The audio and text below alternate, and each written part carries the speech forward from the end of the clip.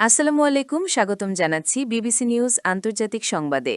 শুরুতেই সংবাদ শিরোনাম, এরপর বিস্তারিত। ইরানের ক্ষেপণাস্ত্র বৃষ্টিতে দিশাহারা ইসরায়েল, বহু হতাহত।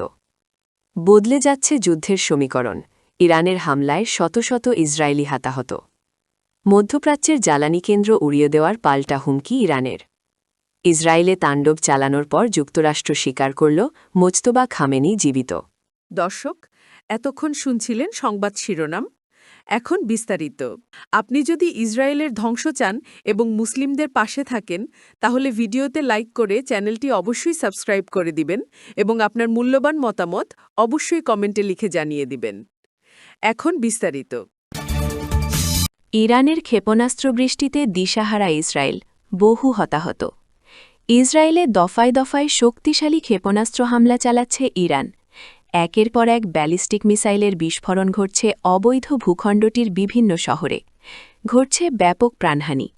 হতাহত ও ক্ষতিক্ষতির তথ্য প্রকাশের নজিরবিহীন কড়াকড়ির মধ্যে ইতোমধ্যে ৬ জন নিহত ও শত শত আহত হওয়ার খবর প্রকাশ হয়েছে। তেল আবিবের আকাশ প্রতিরক্ষা ব্যবস্থা ভেঙে পড়ায় এসব ঘটনা ঘটছে বলে সচেতন মহলের ধারণা। ইসরায়েলের ২ বড় ও গুরুত্বপূর্ণ শহর ডিমোনা ও আরাদে ব্যালিস্টিক মিসাইল দিয়ে তাণ্ডব চালিয়েছে ইরান। এতে কয়েক ডজন ভবন ধসে পড়েছে। স্থানীয় হাসপাতালে জরুরি অবস্থা ঘোষণা করা হয়েছে এবং স্থানীয় বিভিন্ন সড়কে শুধু অ্যাম্বুলেন্সের সাইরেন শোনা যাচ্ছে। বদলে যাচ্ছে যুদ্ধের সমীকরণ, ইরানের হামলায় শত শত ইসরায়েলি হতাহত।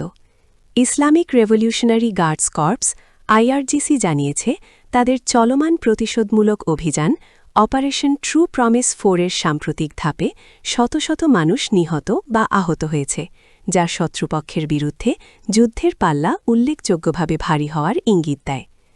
এক বিবৃতিতে IRGC জানায়, অভিযানের ৭৩তম ঢেউয়ে অধিকৃত অঞ্চলের দক্ষিণ ও উত্তর উভয় অংশকে লক্ষ্যবস্তু করা হয়েছে।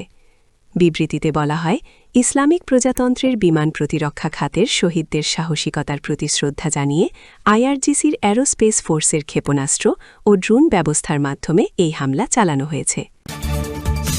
মধ্যপ্রাচ্যের জ্বালানি কেন্দ্র উড়িয়ে দেওয়ার পাল্টা হুমকি ইরানের।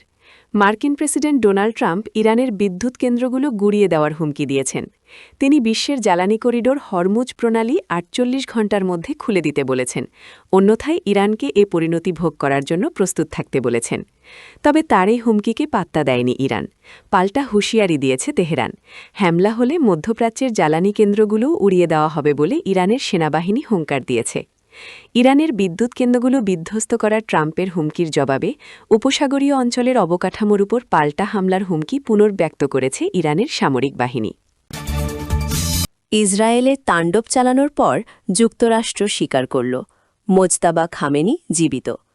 ইসরায়েলের একাধিক শহরকে ধ্বংসস্তূপে পরিণত করেছে ইরান।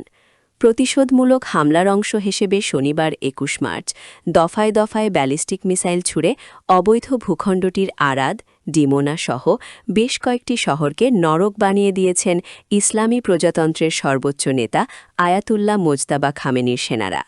এর পরপরই যুক্তরাষ্ট্রের এক কর্মকর্তা স্বীকার করেছেন যে মোজতাবা খামেনি জীবিত আছেন।